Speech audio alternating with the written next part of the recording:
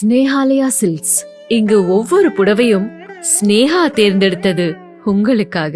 இப்போ அப்பா இங்க வந்தா எப்படி ஃபீல் பண்ணுவீங்க மணி? அவர் மட்டும் இப்போ இருந்திருந்தாருன்னா அவரை பிடிச்சிருக்க முடியாது கையில், சத்தியமாக அவரை பிடிச்சிருக்க முடியாது. எனக்கு தெரியும் நான் ஆடுறது அவருக்கு ரொம்ப பிடிக்கும்னு, பட் அந்த அளவுக்கு அவருக்கு பிடிக்குமான்றது வந்து அவர் இறந்த பிறகு தான் எனக்கு அது தெரிஞ்சுது. இல்லைனா நான் இறக்க விட்டுருக்க மாட்டேன்.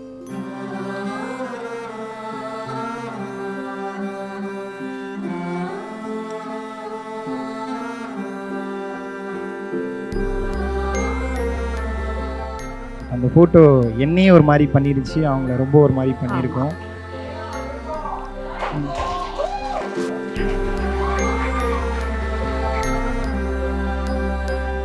கண்டிப்பா எல்லாருக்கும் அம்மானா ரொம்ப பிடிக்கும். உங்களுக்கு எவ்வளவு ஸ்பெஷல் அம்மா? கண்டிப்பா எல்லாருக்குமே அம்மானா ஸ்பெஷல் தானே, அதில் இதுவே கிடையாது. நான் பெருசாக அவ்வளோ ஒன்றும் கனெக்ட் ஆனதில்லை. ரொம்ப கனெக்ட் ஆனது வந்து அப்பா கிட்ட தான். அப்பா கிட்ட தான் பயங்கர கனெக்டட். சின்ன வயசுல இருந்தே அவர் தான் எல்லா இடத்துக்கும் கிரிக்கெட் ஆட எல்லாமே வந்துருவாரு. நான் என்ன ஹவுஸ் ஒய்ஃப் இல்லையா, வீட்டோட சரி அவ்வளோதான். அவங்க வீட்டோட இருப்பாங்க, நான் எப்பவுமே ரோட்டோட தான், ஃபுல்லா கிரிக்கெட் தான். இவங்கன்றது தான் இல்லை, நம்ம அந்த ஏரியாவில் இருக்கிற எல்லா பசங்களோடுமே அவர் ஜாலியாக இருக்கு. ஆமாங்க, எங்கள் வீட்டில் வந்து ஒரு திருவிழா மாதிரி இருக்கும். சண்டே ஆனாலே போதும், அம்மா வந்து செம்ம பிஸியாக இருப்பாங்க. அம்மா வந்து ஒரு 5 பேருக்கு சமையல் பண்ண மாட்டாங்க, நல்லா ஒரு 20 பேருக்கு சமையல் பண்ணுவாங்க.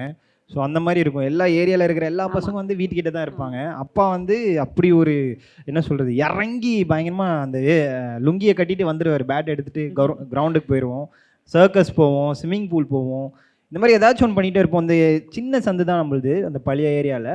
அங்கேயே வந்து டோர்னமெண்ட் நடத்துவோம், அங்கேயே நிறைய கேம்ஸ்லாம் ஆட வைப்பார். ஸோ ரொம்ப கனெக்டடாக அவர்கிட்ட இருந்தேன். அம்மா கிட்ட ஆப்வியஸ்லி அந்த கனெக்ஷன் இல்லாமல் இருக்காது. கொஞ்சம் ரொம்ப ஃப்ரெண்ட்லியாக ரொம்ப இது பண்ணது வந்து அவர்கிட்ட தான். அம்மா வந்து ரொம்ப படின்னுவாங்க, அவர் அவ்வளோ இதெல்லாம் இல்லை. அவர் என்ன தெரியுமா, எக்ஸாம் படிச்சுட்டு இருப்பேன், வருவார், பார்ப்பார், பார்த்துட்டு எவ்வளோப்பா ஜஸ்ட் பாஸ் எவ்வளோப்பா வாங்கினா அப்படின்வார். 35 அப்படின்னு. வாங்க மாட்டியான்னு வாங்கிடுவேன். அப்போ போய் பாடு, அவ்வளோதான் பாஸ் ஆயிடுவல, அவ்வளோதான் போதும், பாஸ் ஆனால் போதுன்ற அந்த ஃபீல்டில் இருப்பார். அப்பா அப்படின்னு சொன்னாலே அது ஒரு விதமான எமோஷன். இப்போ அப்பா இங்கே வந்தால் எப்படி ஃபீல் பண்ணுவீங்க மணி? அவ்வளோதான், ஜாலியாக டான்ஸ் ஆட ஆரம்பிச்சிருவேன் இறங்கி, அவ்வளோதான், வேற என்ன. ஆக்சுவலி அவருக்கு ரொம்ப பிடிக்கும் விஜய் டிவின்னா, ரொம்ப ரொம்ப ரொம்ப ரொம்ப பிடிக்கும். அவர் ரொம்ப ஆசைப்பட்டார், பயங்கரமாக ஆசைப்பட்டார். ஒரு எதிர்பாராத ஒரு விஷயம் நடந்தது. கரெக்டாக நான் விஜய் டிவி என்ட்ரு ஆகிறதுக்கு முன்னாடி தான் அந்த விஷயம் நடந்தது. நான் சொல்லியிருப்பேன், பிக் பாஸ் இதுலேயே நான் சொல்லியிருப்பேன். அதை நான் சொல்லக்கூடாது, எந்த ஸ்டேஜ்லேயுமே நான் சொல்லிடக்கூடாதுன்னு நினச்சேன். பட் ஆனால் பிக் பாஸில் வந்து உங்களோட அந்த ஜேர்னி சொல்லுங்கள், அந்த மெயினான அந்த விஷயம் சொல்லுங்கள் அப்படின்னும்போது ஐ ஃபெல்ட் லைக் இதுதான் ரைட் மூமெண்ட். நான் இப்போ கூட நான் சொல்லனா எப்படி, எங்கள் அப்பா பற்றி நான் எங்கேயாவது அட்லீஸ்ட் நான் சொல்லணும். ஏன்னா நான் ஜோடி டைட்டில் வின் பண்ணும்போது கூட அவ்வளோ நான் பேசிக்கல.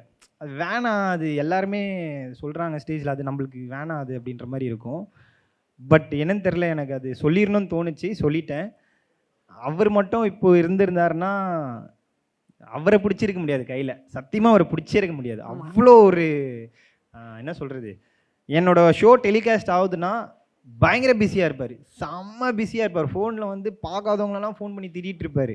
பாத்தியா ஏன் பார்க்கல, பாரு உடனே பாரு, அப்படி நீ பார்க்கணும், என் ஃபோன்லேயே எடுத்துகிட்டு வந்து காட்டுறேன். ஃபோன்லேயே டவுன்லோட் பண்ணி வச்சுருந்தாரு. பட் அந்த ஃபோனில் அவர் எப்படி அதை எடுத்தாருன்றது எனக்கு தெரியல. எங்கள் அண்ணா பண்ணி கொடுத்தாரா இல்லை என்ன, நான் கேட்டுக்கல. பட் அவர் இறந்த பிறகு தான் நான் வந்து அந்த ஃபோனில் செக் பண்ணி பார்த்தேன். எல்லா வீடியோஸுமே வச்சுருந்தார், எல்லா ஃபோட்டோஸ் எல்லாம். நான் சும்மா ஒரு செல்ஃபி எடுக்கிறேன்னா கூடமே என் 2 அண்ணா அது ஒரு ஃபோட்டோ இல்லை, அதில் எல்லா ஃபோட்டோஸ், எல்லா வீடியோஸ், எல்லா ஒரு இதுவுமே அவர் வச்சுருந்தார். அவருக்கு தெரியும் எனக்கு தெரியும் நான் ஆடுறது அவருக்கு ரொம்ப பிடிக்கும்னு. பட் அந்த அளவுக்கு அவருக்கு பிடிக்குமான்றது வந்து அவர் இறந்த பிறகு தான் எனக்கு அது தெரிஞ்சுது. இல்லைனா நான் இறக்க விட்டுருக்க மாட்டேன். இவ்வளோ அன்பு ஆதரவு உங்களுக்கு கிடைக்கிற இந்த ஒரு தருணத்தில் அவர் இருந்திருக்கலாம்ல. காசு வந்து நான் வந்து எப்படி சொல்கிறது, ஒரு இடங்க அங்கே வந்து கிரிக்கெட் ஆடுறோம், எல்லாருமே ஆடிட்டுருக்கோம். எனக்கு தெரிஞ்சு இப்போ நான் சொன்னேன், எங்கள் அண்ணாக்கும் கவனம் வரேன்னு நினைக்கிறேன். அங்கே ஒரு பானிபூரி விற்றுட்டு இருந்தாங்க ஒருத்தங்க. இங்கே மொத்தம் நாங்கள் ஒரு 50 பேர் இருப்போம். அவர் வந்து சம்பாதிக்கிறது கம்மி தான். அப்போ வந்து நான் அடம் பிடிக்கிறேன், பானிபூரி சாப்பிட்லாமா, நீ கேளு அப்படின்ற மாதிரி பேசிகிட்டு இருந்தோம். அப்போது அவர் ரொம்ப ஒரு மாதிரி தடுமாறினார். ஐயோ இவ்வளோ பேர் இருக்காங்களே, என்ன பண்ணுறது. அவருக்கு கேஷ் கம்மியாக இருந்துச்சு என்னன்னு தெரில. பட் அப்படி இப்படி பார்த்துட்டு வாங்கடா அப்படின்னு நேராக கூப்பிட்டு போயிட்டு அந்த பானிபூரி கடையில் வந்து பானிபூரினா அந்த சின்ன ஒரு இது தருவாங்கள்ல, இது வச்சு தருவாங்கள்ல. ஸோ எல்லாருக்குமே வாங்கி கொடுத்தாரு. எல்லாருக்குமே வாங்கி கொடுத்துட்டு வந்து மறுநாள் வந்து வீட்டில் வந்து ஒரு பிரச்சனையை நான் பார்த்தேன். அது நான் இன்றைக்கி வரைக்கும் யாருக்குமே தெரியாது, எங்கள் ஃபேமிலிக்கே சொன்னதில்லை. மறுநாள் காலையில் அவர்கிட்ட காசு இல்லை ஒரு விஷயத்துக்கு. அப்போது இந்த காசுன்றதுலாம் மேட்ரே கிடையாது. அந்த மொமெண்ட்டில் எல்லாரையும் சந்தோஷப்படுத்தணுமா, அதுதான். என்கிட்ட ஒரு சில நல்ல குணம் இருக்குன்னா அவர்கிட்ட வந்தது.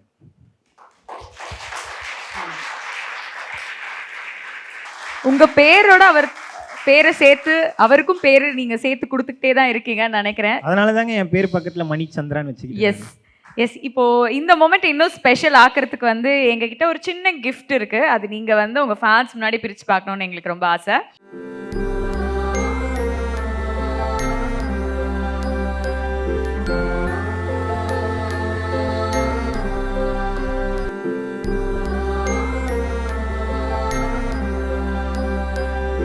கலாட்டா, தேங்க்யூ ஸோ மச். இது எனக்கு இன்னும் 2 கொடுங்க தயவு செஞ்சு. நான் சென்னை வீட்லேயும் வச்சுக்கிறேன், பெங்களூர் வீட்லேயும் இதை நான் வச்சுக்கிறேன். இது என்ன சொல்கிறேன்னு தெரியலிங்க. அம்மா நீங்கள் சொல்லுங்கம்மா. ரொம்ப சந்தோஷம்.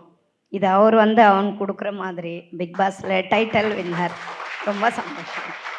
ரொம்ப ரொம்ப ஹாப்பியாக இருக்குது. ஆக்சுவலி நான் அப்பாவோட ஏதோ ஒரு ஃபோட்டோ ஃப்ரேம் தருவாங்கன்னு நினச்சேன். ஆனால் இது எனக்கு கிடைச்ச இந்த அன்பு இவரால் வந்தது.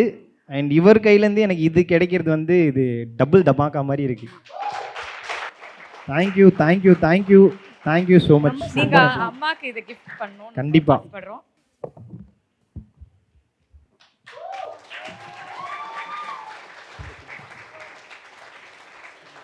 ரொம்ப ஹாப்பியாக இருக்குது. ரொம்ப சந்தோஷம். கூப்பிட்டு இதை கொடுத்ததுக்கு ரொம்ப சந்தோஷம் இருக்கும். அப்படிதான் பசங்க இருக்காங்க இல்லையா, அவங்கள பார்த்து அவங்க ரொம்ப எமோஷ்னலாக இருக்காங்க.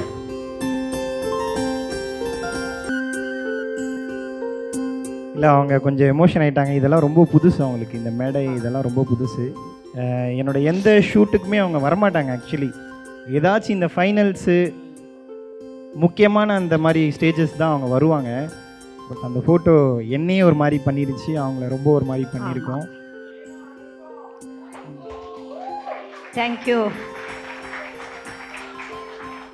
தேங்க்யூங்க, ரொம்ப நன்றிங்க.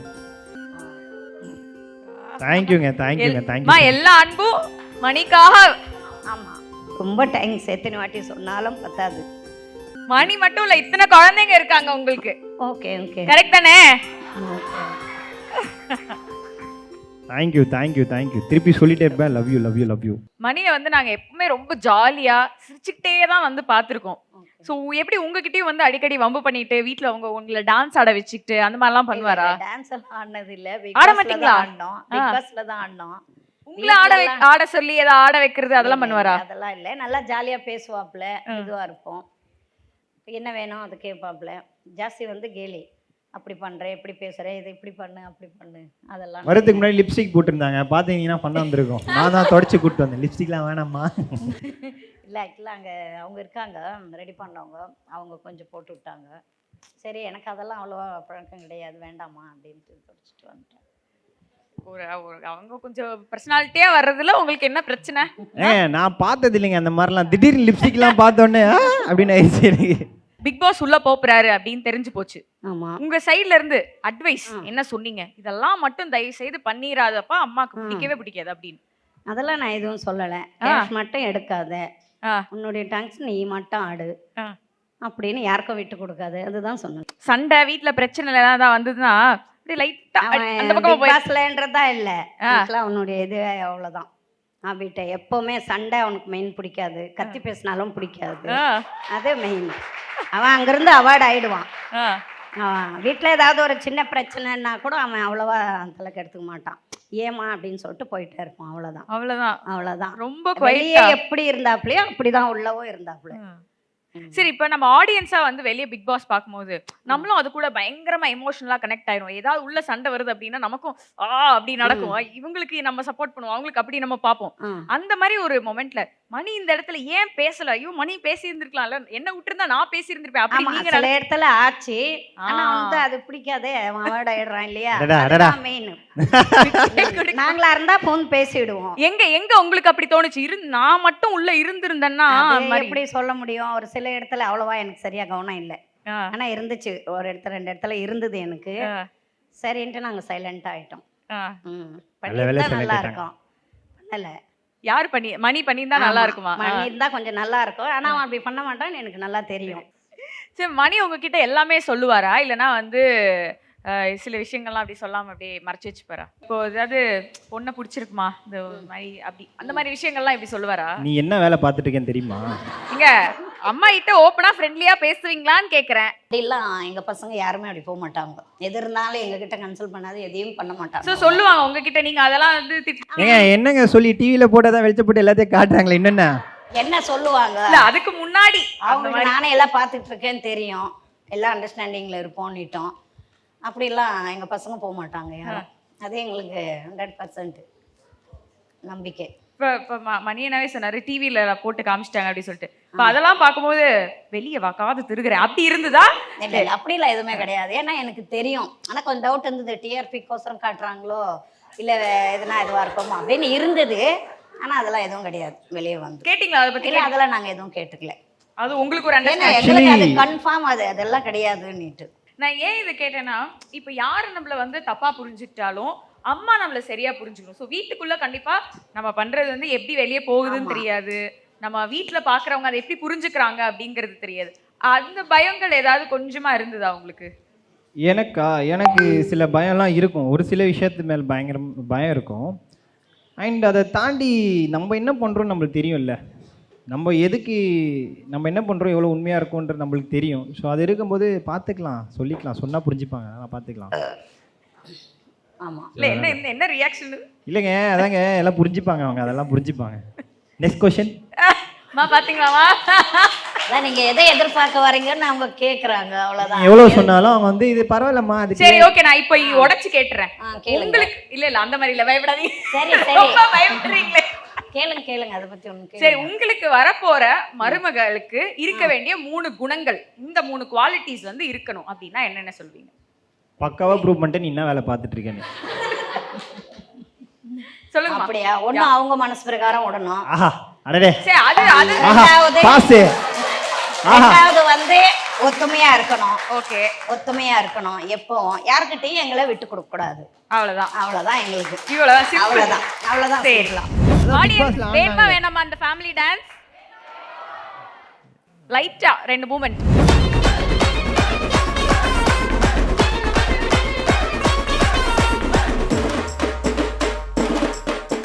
ஸ்னேஹாலயா சில்க்ஸ். இங்கு ஒவ்வொரு புடவையும் ஸ்னேகா தேர்ந்தெடுத்தது உங்களுக்காக.